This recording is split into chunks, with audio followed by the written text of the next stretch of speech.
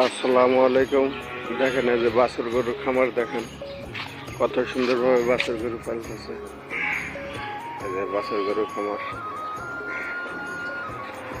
আপনাদের যদি দেখাইতে পারি আমি, শুধু বাছুর গরুর খামার, ওদিকে চাল এদিকে খোলামালা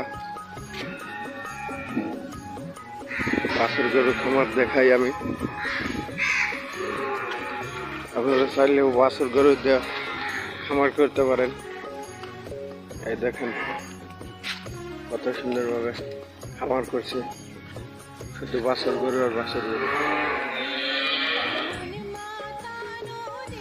অবশ্যই দুধ ছাড়া বাছুর গরু কিনবেন, আবার দুধ আলা বাছুর গরু কিনবেন না।